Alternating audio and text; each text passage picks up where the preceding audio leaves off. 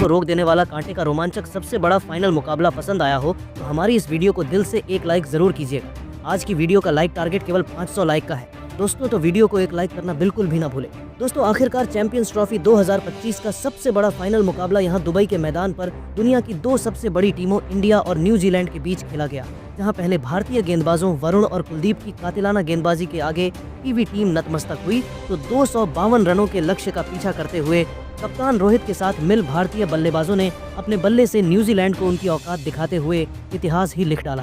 तो दोस्तों, दिखाएंगे आपको इस कांटे के ऐतिहासिक फाइनल की पूरी हाईलाइट, तो हमारे साथ लास्ट बने रहे। और यदि आप भी टीम इंडिया रोहित कोहली जडेजा के फैन हैं तो हमारी इस वीडियो को दिल से एक लाइक करना बिल्कुल भी ना भूलें। तो दोस्तों, इस फाइनल की जंग में सबसे पहले जब टॉस के लिए सिक्का उछाला गया तब एक बार फिर टॉस के बॉस बने न्यूजीलैंड के कप्तान मिशेल सेटनर, और उन्होंने टॉस जीतकर पहले बैटिंग करने का फैसला किया और टीम इंडिया को बॉलिंग के लिए आमंत्रित किया। न्यूजीलैंड की तरफ से रनों की बरसात करने बिल यंग के साथ सचिन रविंद्र की खतरनाक जोड़ी मैदान में आई थी और आते ही इन दोनों खिलाड़ियों ने सीधा चौके और छक्कों की बारिश करते हुए काउंटर अटैक करना शुरू कर दिया। 7वें ओवर की अंतिम बॉल में समी को बाउंड्री के बाहर चौके के लिए मारकर यंग ने अपनी टीम को 51 रनों तक 7 ओवर में पहुंचा दिया था। दोनों के बीच एक धमाकेदार ओपनिंग पार्टनरशिप भी हो चली थी जिसने टीम इंडिया को मुसीबत के दलदल में फंसा दिया था। लेकिन दोस्तों, तभी 7वां ओवर लेकर आए वरुण चक्रवर्ती का चमत्कार होता है। ओवर की 5वीं गेंद पर उन्होंने बिल यंग को एलबीडब्ल्यू कर आखिरकार टीम इंडिया की तगड़ी वापसी कराते हुए भारत को पहली सफलता 57 के स्कोर पर दिला दी थी, जहां विल यंग 2 चौकों की बदौलत मात्र 15 रन बनाकर पेविलियन लौट गए। उनके आउट होने के बाद अब मैदान में आए थे केन विलियमसन अपना जलवा दिखाने के लिए। 10 ओवर में न्यूजीलैंड ने 69 रन एक विकेट के नुकसान पर बना लिए थे। अभी 11वां ओवर लेकर आए कुलदीप यादव ने अपना जलवा दिखाते हुए पहले ही बॉल में खतरनाक सचिन रविंद्र को क्लीन बोल्ड कर न्यूजीलैंड को 440 वोल्ट का झटका दिया। रविंद्र 29 बॉल में 4 चौकों एक छक्के की बदौलत 37 रन बनाकर पेविलियन लौट गए। 69 रनों पर न्यूजीलैंड के दोनों ओपनर भारत के सामने घुटने टेक गए थे। अब टीम इंडिया इस मैच में बढ़त बनाती दिख रही थी। विलियमसन का साथ निभाने के लिए टेरी मिचेल आए थे, लेकिन दोस्तों, भारतीय गेंदबाजों ने मुकाबले में ऐसा तगड़ा पलटवार किया था कि न्यूजीलैंड की पारी तो यहाँ से ताश के पत्तों की तरह बिखरनी शुरू हो गई। इस बार 13वें ओवर में एक बार फिर कप्तान रोहित ने कुलदीप यादव को बुलाया और कुलदीप ने अपना जलवा दिखाते हुए इस बार न्यूजीलैंड के सबसे सीनियर खिलाड़ी केन विलियमसन को कॉट एंड बोल्ड कर न्यूजीलैंड के बैटिंग क्रम की धज्जियां उड़ाकर रख दी, जहां विलियमसन मुश्किल से 11 रन बनाकर पेविलियन लौट गए और 75 के स्कोर पर न्यूजीलैंड के 3 बल्लेबाज भारत के सामने ढेर हो चुके थे। न्यूजीलैंड मुश्किल में नजर आ रही थी। अब मैदान पर अपनी टीम की डुबकी नया कोपर लगाने डेरिल मिशेल के साथ टॉम लैथम की खतरनाक जोड़ी मैदान में मौजूद थी।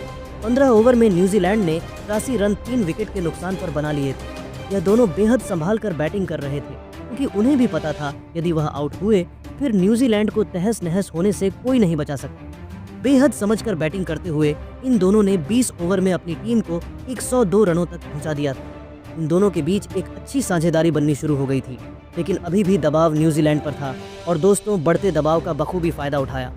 इस बार सर रविंद्र जडेजा ने, जिन्होंने 24वें ओवर में एक और बड़ी मछली टॉम लैथम को एलबीडब्ल्यू कर न्यूजीलैंड के खेमे में सन्नाटा ला दिया था। इसी के साथ जहां लैथम 14 रन बनाकर पेविलियन लौटे तो टीम इंडिया को 108 के स्कोर पर ही चौथी सफलता मिल चुकी थी। अब मिशेल का साथ निभाने के लिए खतरनाक ग्लेन फिलिप्स आए थे।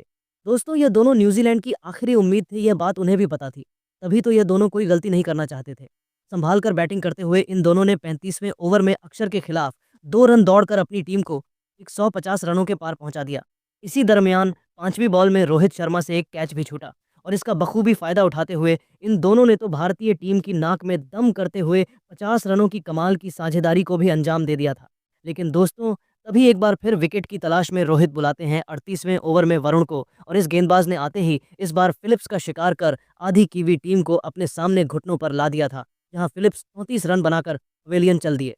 उनके आउट होने के बाद मोर्चा संभालने आए थे माइकल ब्रेसवेल, जिन्होंने मिशेल के साथ मिलकर भारतीय गेंदबाजों पर काउंटर अटैक करना शुरू कर दिया था।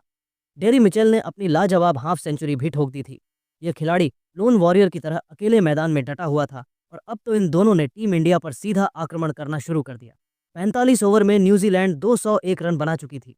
40वें ओवर में मोहम्मद शमी का स्वागत डेरी मिचेल ने एक के बाद एक 2 खतरनाक चौकों से किया, लेकिन दोस्तों, ईट का जवाब पत्थर से देते हुए चौथी ही गेंद पर शमी ने मिचेल को रोहित के हाथों कैच आउट करवाकर टीम इंडिया को छठी सफलता 21 के स्कोर पर दिला दी थी। हाँ, मिचेल 3 चौकों की बदौलत 63 रन बनाकर अपनी टीम के लिए वापस गए। अब कप्तान सेंटनर अंतिम कुछ ओवरों का फायदा उठाने के लिए मैदान में आए थे। हालांकि सेंटनर सिर्फ 7 रन बनाकर रन आउट हो जाते हैं। पर माइकल ब्रेसवेल ने भारतीय गेंदबाजों की बेदर्दी से कुटाई करते हुए 39 बॉल में अपनी हाफ सेंचुरी ठोकी। अंत तक नाबाद रहते हुए इस खिलाड़ी ने 3 चौकों 2 छक्कों की बदौलत 40 बॉल में 53 रनों का योगदान दिया, जिसकी वजह से 50 ओवर में न्यूजीलैंड ने 251 रनों का एक फाइटिंग टोटल टीम इंडिया के सामने रख दिया था। तो वहीं टीम इंडिया के लिए वरुण और कुलदीप ने सबसे अधिक 2-2 सफलताएं हासिल की। शमी और जडेजा को भी एक एक विकेट मिला। अब टीम इंडिया और चमचमाती ट्रॉफी के बीच सिर्फ 252 रनों का फासला रह गया था, जिसे जल्द से जल्द हासिल करने के लिए 14 करोड़ भारतीयों की उम्मीदों का बोझ अपने कंधों पर लेकर कप्तान रोहित और उप कप्तान शुभमन गिल की खतरनाक जोड़ी मैदान में उतरी थी। और दोस्तों, आते ही कप्तान रोहित ने दूसरी ही बॉल में काइल जेमिसन का स्वागत अपने ट्रेडमार्क पुल शॉट से तूफानी छक्का बटोर कर किया और अपने खतरनाक इरादों से कीवी टीम को रूबरू भी करवा दिया था। वह तो सर पर कफन बांध कर आए थे कि आज तो न्यूजीलैंड को छोड़ेंगे नहीं। दूसरा ओवर लेकर आए विलियम ओरुक को भी दिन में तारे दिखाते हुए रोहित ने तीसरी और छठी गेंद पर एक के बाद एक दो थप्पड़ की तरह करारे चौके मारकर 2 ओवर में ही 22 रनों तक टीम इंडिया को पहुंचाया और न्यूजीलैंड के खेमे में हाहाकार मचा दिया था। कप्तान रोहित को आज रोक पाना किसी भी की भी गेंदबाज के बस की बात नहीं थी। 5 ओवर में टीम इंडिया ने 31 रन बनाए। छठे ओवर में रोहित ने नेथन स्मिथ को 92 मीटर लंबा तूफानी छक्का मारकर इस गेंदबाज के पसीने छुड़ा दिए। अगले ओवर में एल जेमिसन को भी बाउंड्री के बाहर चौके के लिए मारकर रोहित ने अपनी भयंकर बल्लेबाजी से करोड़ों हिंदुस्तानियों को जश्न मनाने का मौका दिया था। उनकी तूफानी बल्लेबाजी से भारतीय टीम रॉकेट की रफ्तार से जीत की तरफ बढ़ रही थी। 8वां ओवर लेकर एक बार फिर नेथन स्मिथ आते हैं और इस बार भी रोहित ने इस गेंदबाज को तारामंडल के दर्शन कराते हुए इस बार उससे भी बड़ा तूफानी छक्का मारकर टीम इंडिया की जीत को 99% सुनिश्चित कर दिया था। जहां रोहित की खौफनाक बल्लेबाजी से पूरे के पूरे न्यूजीलैंड में सन्नाटा छाया हुआ था। तो दोस्तों, इतनी आसानी से इस गेंदबाज को उन्होंने बख्शा नहीं, बल्कि उसका करियर ही तबाह करते हुए चौथी बॉल में कप्तान रोहित ने गोली की रफ्तार से चौका मारा। तो ओवर की अंतिम बॉल में भी रोहित शर्मा ने गेंद को बाउंड्री के बाहर चौके के लिए डिपॉजिट कर इस ओवर में न केवल 14 रन बटोरे, बल्कि 8 ओवर में 59 रनों तक टीम इंडिया को पहुंचा दिया था। कप्तान रोहित अपने अर्धशतक के बेहद करीब आ चुके थे और अपनी भयंकर बल्लेबाजी से उन्होंने टीम इंडिया की जीत को ऑलमोस्ट निश्चित कर दिया था। तो दोस्तों, उसके बाद भी रोहित ने न्यूजीलैंड पर बिल्कुल भी रहम नहीं किया। अपनी भयंकर बल्लेबाजी से इस वनडे को टी20 बनाते हुए केवल 41 गेंद में अर्ध और पूरी दुनिया को अपने सामने नतमस्तक होने को मजबूर कर दिया। उसके बाद भी रोहित को रोक पाना इन गेंदबाजों के बस की बात नहीं थी। वह तो रोहित के सामने लाचार और बेबस नजर आ रहे थे। देखते ही देखते कप्तान रोहित ने गिल के साथ मिलकर 17 ओवर में ही 100 रनों की धमाकेदार ओपनिंग पार्टनरशिप को अंजाम दिया और इस मुकाबले को एक तरफा बना दिया था। हालांकि दोस्तों, तभी मैच में बड़ा ट्विस्ट आता है। उड़ते हुए ग्लेन फिलिप्स ने गिल का करिश्माई कैच लपक कर टीम इंडिया को पहला झटका दिया। जहां गिल 31 रन बनाकर पेवेलियन लौटे, उनके आउट होने के बाद मैदान में उतरे कोहली तो सिर्फ 1 रन बनाकर माइकल ब्रेसवेल ने एलबीडब्ल्यू किया और अपनी टीम की तगड़ी वापसी करा दी थी। हाँ, लगातार गिरे 2 विकेटों के बाद टीम इंडिया दबाव में थी। 30 ओवर में टीम इंडिया ने 108 रन 2 विकेट के नुकसान पर बनाए थे। मैदान पर रोहित का साथ निभाने के लिए श्रेयस अय्यर आ चुके थे। इन दोनों ने मिलकर 25 ओवर में टीम इंडिया को 122 रनों तक पहुंचा दिया था। अभी भी टीम इंडिया को जीत के लिए 130 रन चाहिए थे, लेकिन दोस्तों, इसके बाद भारत को 27वें ओवर में तीसरा झटका लगा। रोहित शर्मा अच्छी बल्लेबाजी कर रहे थे, 130 रन चाहिए थे। हालांकि शुरुआती 2 विकेट के बाद रन रेट गिर गया था। इसे बढ़ाने के चक्कर में रोहित ने सचिन रविंद्र की गेंद पर आगे बढ़कर खेलने की कोशिश की और स्टंप आउट हो गए। वह 83 गेंद में 7 चौके और 3 छक्के की मदद से 76 रन बनाकर आउट हुए।